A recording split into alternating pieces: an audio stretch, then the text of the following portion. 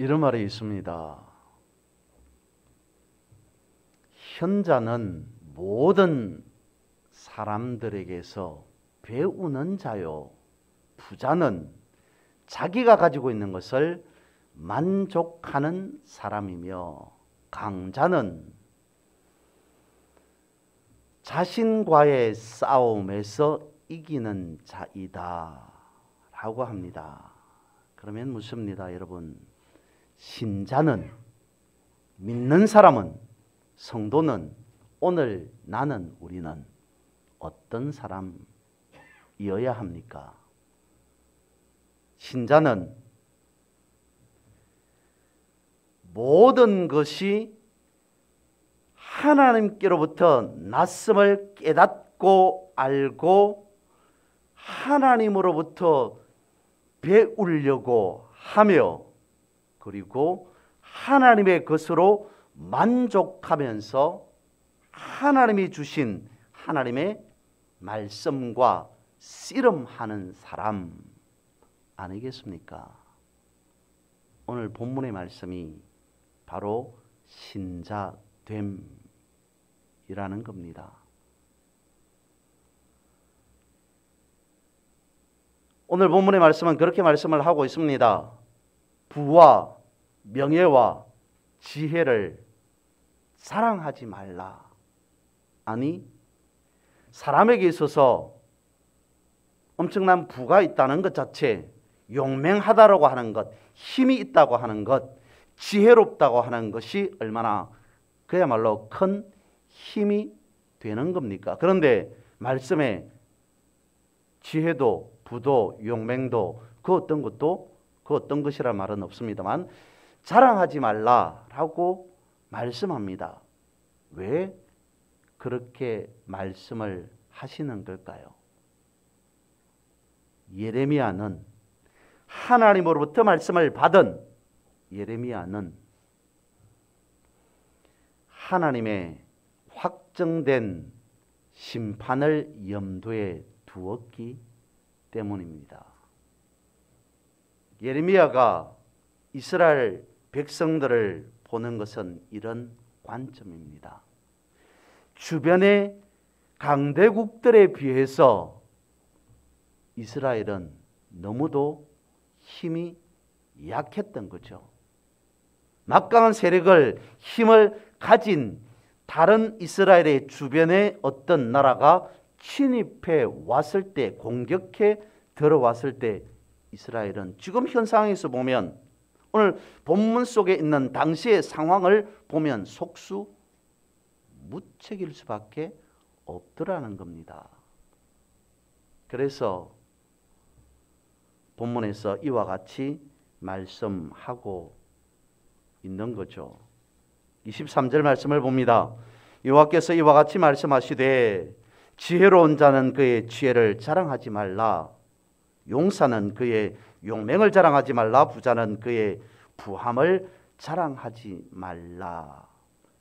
그러니까 하나님 보시기에 선지자를 통해서 하시는 말씀이 이스라엘 백성들 너희들은 지금까지 살아오면서 지혜, 용맹, 부를 자랑하면서 살아왔다.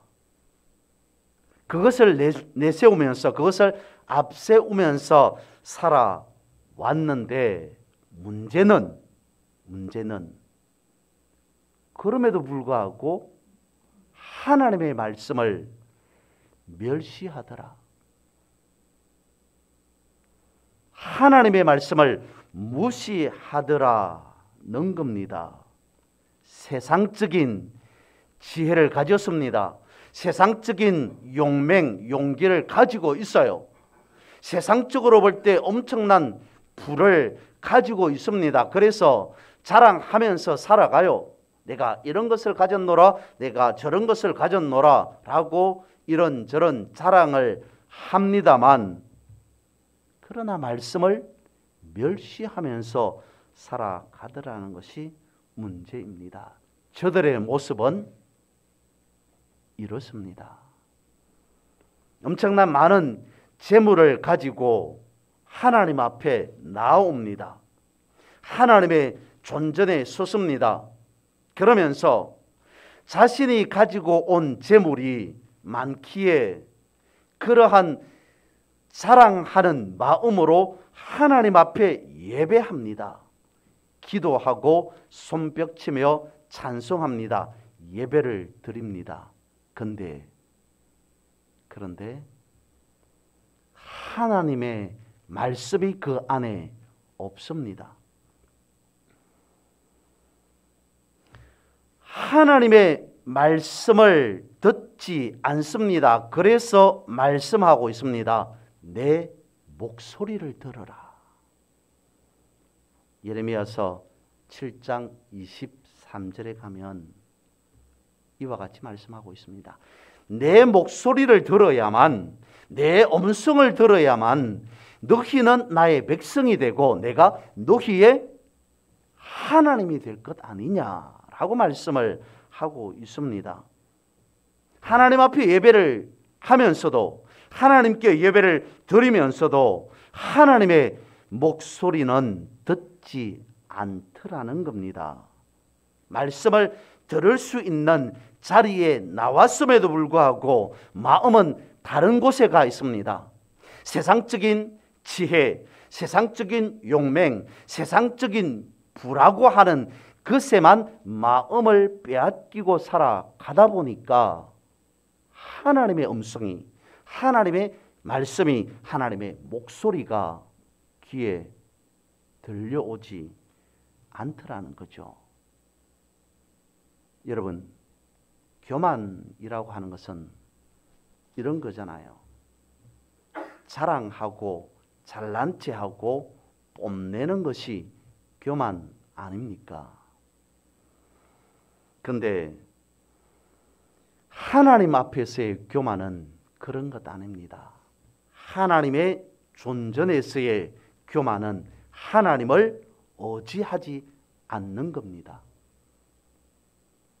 예를 들어 다리에 깁스를 한 사람이 있습니다. 다리에 문제가 생겨서 깁스를 한 사람은 어떻게 걸어갑니까? 어떻게 해야만이 걸어갈 수 있습니까? 지팡이를 잡아야 됩니다. 목발을 의지해야 됩니다. 근데 다리에 문제가 생겨서 한쪽 다리에 깁스를 한 사람이 지팡이 필요 없답니다. 목발 필요 없답니다. 혼자서 예전처럼 다치기 전처럼 문제가 생긴 전처럼 그냥 걸어갈 수 있답니다. 그런 채로 계속 다니면 이 사람은 어떻게 될까요? 어쩌면 평생 깁스를 하고 살아가야 할지도 모를 일입니다. 하나님을 의지한다는 것은 하나님의 지팡이를 잡고 하나님의 목발을 짚고 간다는 것은 하나님을 의지하면서 살아간다는 겁니다. 다시 말씀을 드립니다. 하나님을 의지한다는 것은 하나님의 힘으로 살아간다는 겁니다. 창세기 말씀을 드려봅니다. 창세기에서 하나님께서 천지 창조를 하시는 그 모습을 기록하고 있습니다. 그런데 사람은 언제 지어집니까? 언제 창조됩니까? 모든 것이 다 이루어지고 난 제1 뒤에 마지막에 아담을 창조하시죠. 왜 그랬었을까요? 하나님께서 왜 사람을 제1 마지막에 뒤에 지으셨을까요? 그냥 드리는 말씀입니다. 어떤 신학적인 성경적인 구체적인 의미 그것 없습니다. 그냥 참고로 들으시면 됩니다. 드리는 말씀입니다. 하나님께서 모든 우주 만물을 다 지으시고 사람을 제1 뒤에 지으셨다는 것은 이런 겁니다. 아담이 창조되었습니다. 눈을 뜨고 보니까 어떻게 된 거죠? 모든 것이 다 완벽하게 갖추어져 있어요. 아담이 생각하면 내가 한 것은 아무것도 없구나. 그렇잖아요. 하나님께서 천지 우주 만물을 지으시면서 사람을 제1 뒤에 지으셨다는 것은 사람은 한 것이 아무것도 없다는 것을 아담을 통해서 보여주고 싶었던 것입니다. 그것이 창조의 순서였습니다. 여기에서 우리가 알아야 할 것은 이것입니다. 우리는 누구냐라고 하는 거죠. 사람은 누구냐? 사람은 어떤 거냐라고 하는 것을 말씀을 드리고자 하는 겁니다. 일반적으로 보통 사람들은 그렇게 생각하고 말하죠. 어떤 일에 있어서 수고하고 노력하고 땀 흘리고 헌신한 일을 두고 이렇게 말합니다. 내가 했다. 그도 그럴 수밖에요. 자신의 수고와 자신의 노력과 자신의 땀으로 일궈낸 것이니까 이것 다 내가 한 것이다. 내가 했다라고 말할 수밖에 없지 않습니까? 그런데 이렇게 예를 들어봅니다. 차가 있어요. 어떤 사람이 100km 정도를 차를 타고 운행을 해서 가고자 합니다. 목적지에 도착을 했어요. 그런데 차가 생각을 한 거예요. 이 모든 것 다 내가 한 거야. 맞지 않습니까? 차가 달리지 않았다면, 차가 가지 않았다면 100km 갈 수 없었습니다. 주어진 시간 안에 못 갑니다. 그래서 차가 말을 하는 거예요. 내가 수고하고 100km까지 땀 흘리고 헌신하고 노력해서 도착한 것이다. 그러면 사람은요, 운전한 사람은요, 차 안에 타고 있었던 사람은요, 요즘 말하고 있습니다만 자율주행차라서 자기가 알아서 그렇든가 마든가 어쨌든 그 차를 운행한 사람은 어떻느냐는 겁니다. 여러분, 사람이 어떠한 일을 수고하고 노력하고 땀 흘리고 헌신해서 일궈냈습니다. 그러면서 생각하고 말합니다. 이것 다 내가 한 거야. 그러면 그 모든 것을 다 운행하신 하나님은요. 그래서 말씀을 하시는 거예요. 오늘 본문에서 사람이 가지고 있는 지혜, 용맹, 부 그거 자랑하지 마라. 왜? 그 위에 그것을 가지게 하신 분이, 그것을 주어지게 하신 분이 하나님이시기 때문에 너희들이 스스로 공부해서 지혜롭게 되었다. 스스로 노력하고 헌신해서 용맹과 부를 얻게 되었다. 그런 것 자랑하지 말라고 말씀하고 있습니다. 교만이라고 하는 것은 하나님을 부정하는 겁니다. 하나님을 인정하지 않고 살아가는 겁니다. 이런 의미에서 욥의 고백이 참으로 우리에게 은혜를 줍니다. 어떻게 해요? 주신 자도 여호와시요 취하신 자도 여호와이시다. 모든 것이 다 하나님으로부터 나왔다는 겁니다. 모든 것이 다 하나님으로부터 주어졌다는 것입니다. 단 하나 하나님으로부터 주어진 게 없는, 하나님으로부터 주어지지 않은 게 있습니다. 죄가 그것입니다. 죄는 하나님이 주신 게 아닙니다. 단 하나 하나님으로부터 오지 않은 것은 죄입니다. 교만이 왜 죄가 되는지에 대해서 조금 더 말씀을 드리고자 합니다. 하나님을 떠난 사람이 하나님을 떠났음에도 세상을 살아가는 데는 아무런 문제가 없어요. 하나님을 등지고 살아가는 사람이 세상 속에서 잘 살고 있다라고 한다면 그것은 오해입니다. 그것은 복받은 것이 아닙니다. 솔로몬을 보십시오. 말씀에 보면 하나님께서 솔로몬에게 엄청나게 많은 것을 주셨습니다. 하나님, 저에게 이런 지혜 한 가지 정도는 있었으면 좋겠습니다.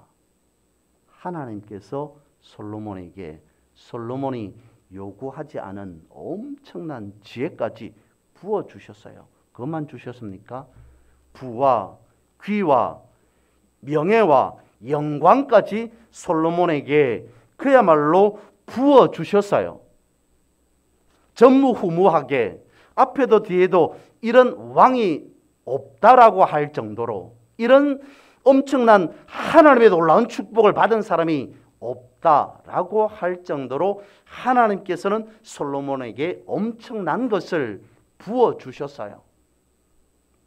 그러다가 솔로몬이 하나님으로부터 엄청난 많은 것들을 받고 살아가다가 이방 여인에게 빠져버립니다. 단지 이방 여인에게 빠졌다는 것만 성경에서 지적하고 있지 않습니다. 이방 여인에게 빠져서 어떻게 돼요? 우상을 숭배하게 돼요. 그러면서 그런 것에 대한 엄청난 후회가 생기지 않았겠습니까? 그래서 전도서에서 솔로몬은 이렇게 말할 수밖에 없었습니다. 전도서 1장 1절과 2절에 이렇게 기록하고 있습니다. 다윗의 아들 예루살렘의 왕 전도자의 말씀이라. 전도자가 이르되 헛되고 헛되며 헛되고 헛되니 모든 것이 헛되도다. 세상에 가질 수 있는 것은 어쩌면 솔로몬이 다 가졌을 겁니다. 세상 사람들이 남들이 가지지 못한 엄청나게 많은 것들을 솔로몬은 가지고 살아갔습니다. 세상적인 것을 다 누리고 살았던 그가 모든 것이 다 헛되다라고 말한 이유는 어디에 있습니까? 무엇입니까? 하나님을 버렸기 때문이었습니다. 하나님을 등지고 살았기 때문이었습니다. 모든 것이 헛되도다라고 하는 것은 단순한 어떤 후회가 아니잖아요. 솔로몬이 염세주의자라서 하는 말이 아니었습니다. 그야말로 하나님 없는 인생을 살다 보니까 하나님으로부터 주어진 엄청나게 많은 것들이 있었음에도 불구하고 그럼에도 하나님을 등지고 살아가다 보니까 하나님 없는 인생을 살아간 솔로몬의 뼈저린 아픔, 그의 처절한 몸부림 통한 그것이 전도서에서 그대로 드러나고 있었던 것이죠.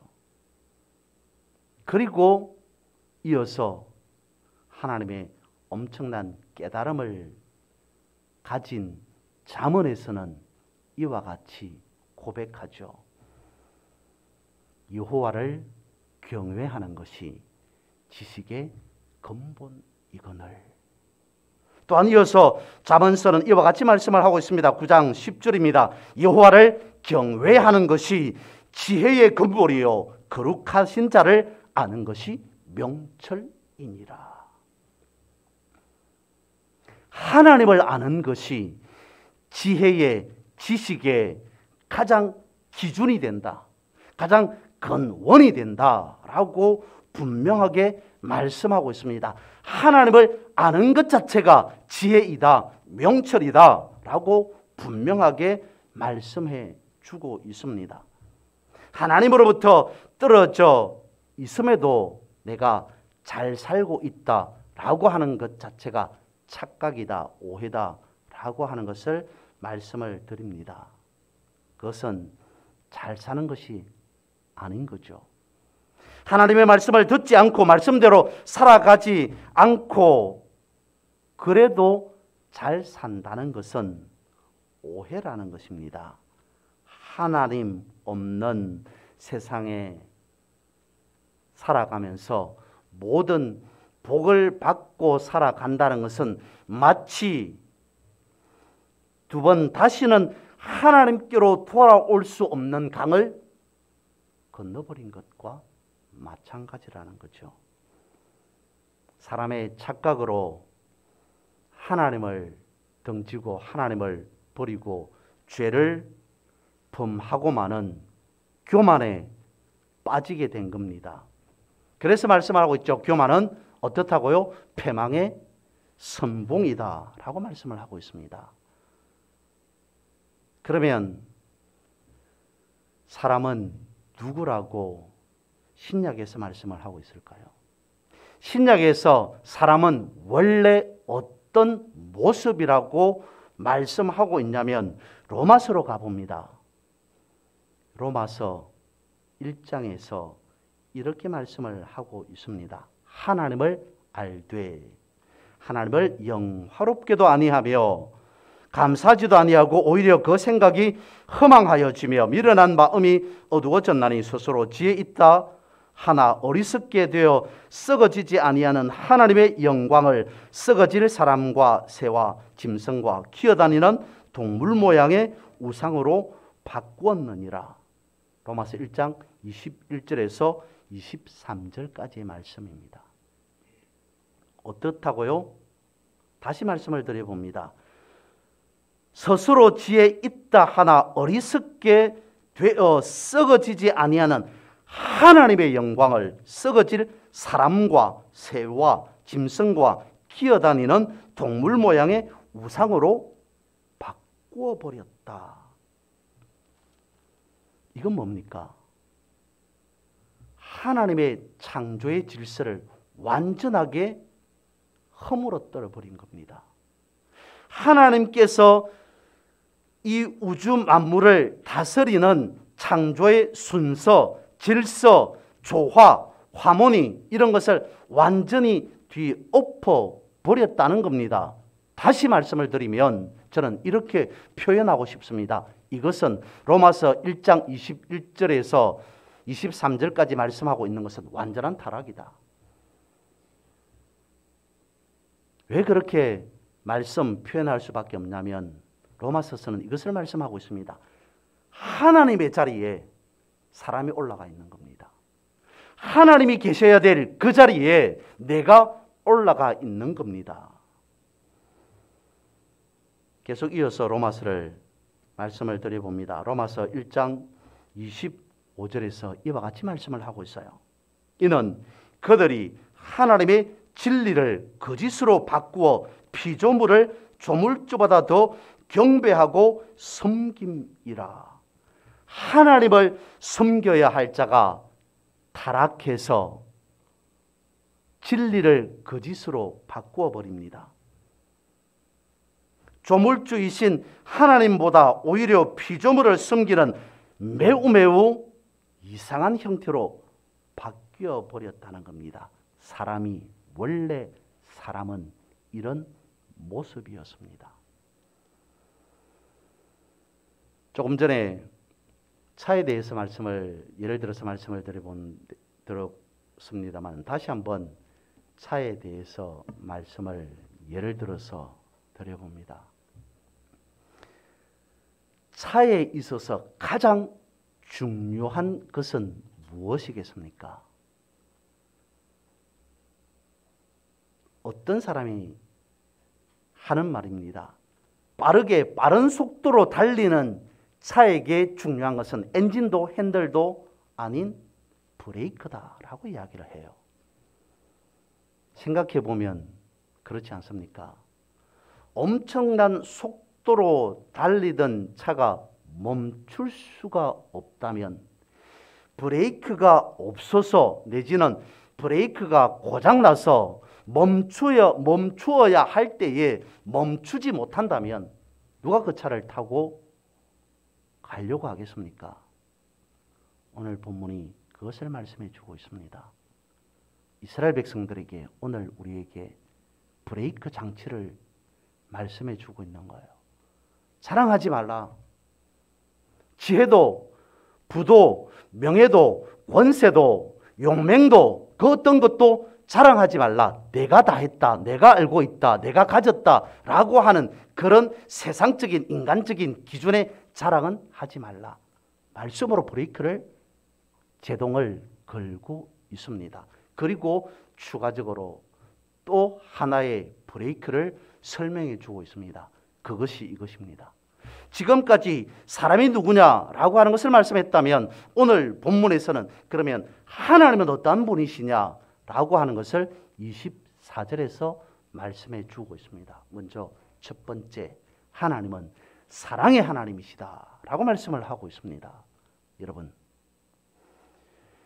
구약에 있어서 하나님은 사랑이시다, 하나님께서 사랑이다라는 것을 왜 말씀하고 있을까요? 다시 말씀을 드립니다. 왜 강조하고 있을까요?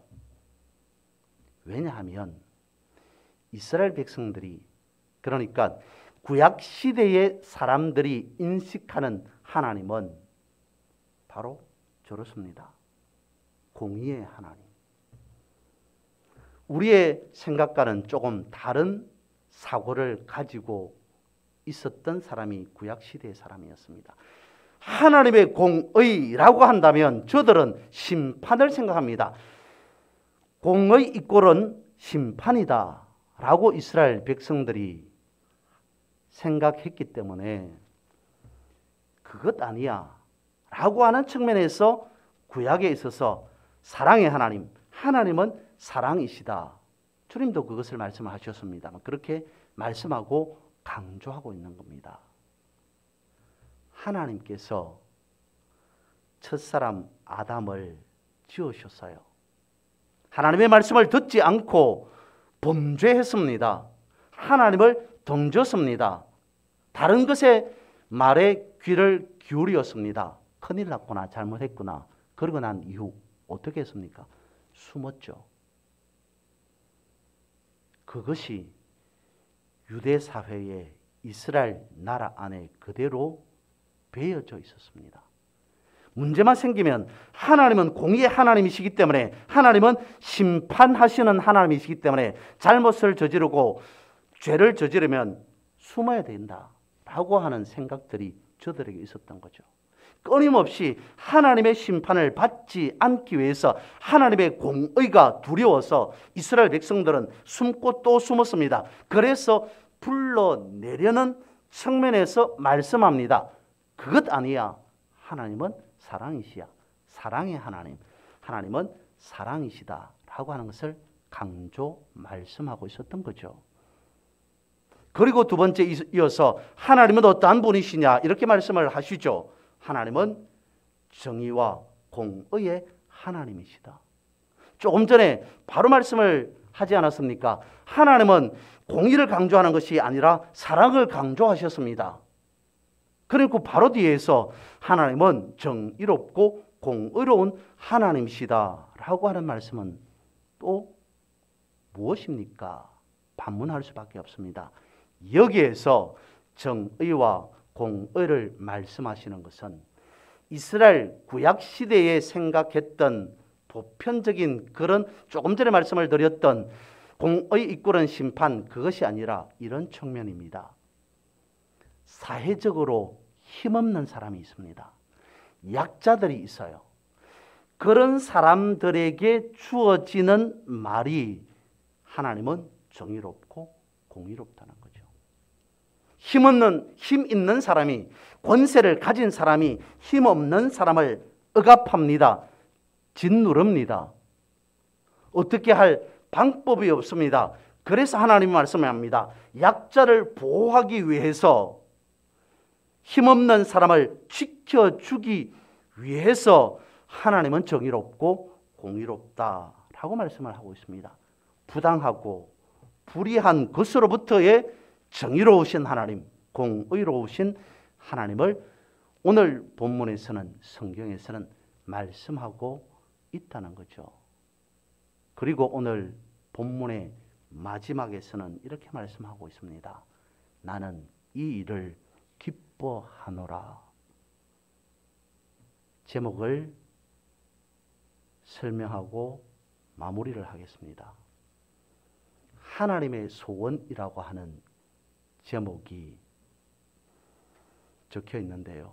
하나님께서 기뻐하시는 일은 무엇이겠습니까?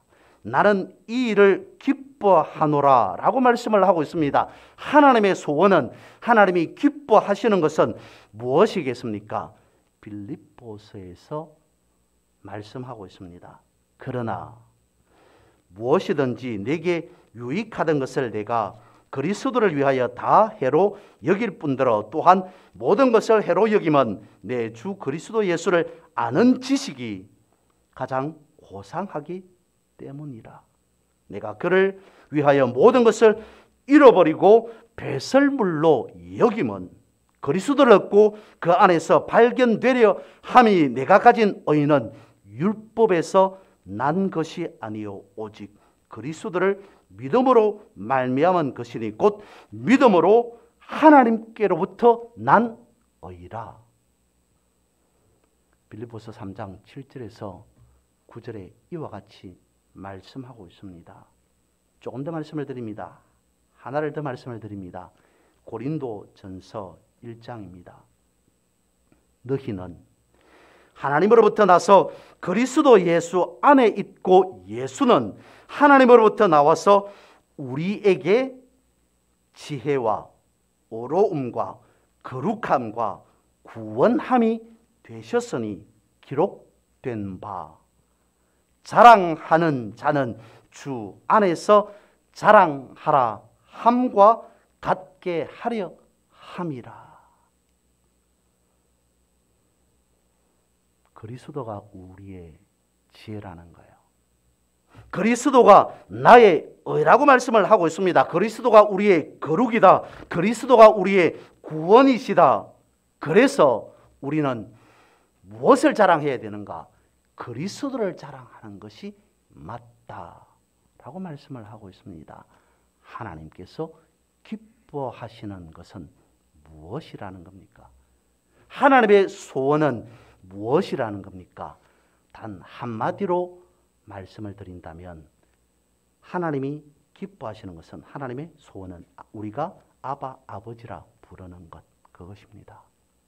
다시 말씀을 드리면 하나님의 소원은 우리가 하나님을 아는 겁니다.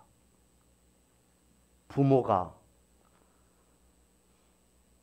아이를 키우면서 제일 먼저 기뻐한 것은 언제였을까요? 물론 당연히 아이가 태어났을 때겠죠. 아이가 태어난 이후에 엄마가, 아빠가 아이를 통해서 가장 먼저 첫 번째로 제일로 기뻤던 적은요, 그 아이가 엄마를 알아볼 때, 그 아이가 아빠를 알아볼 때. 기도드리겠습니다.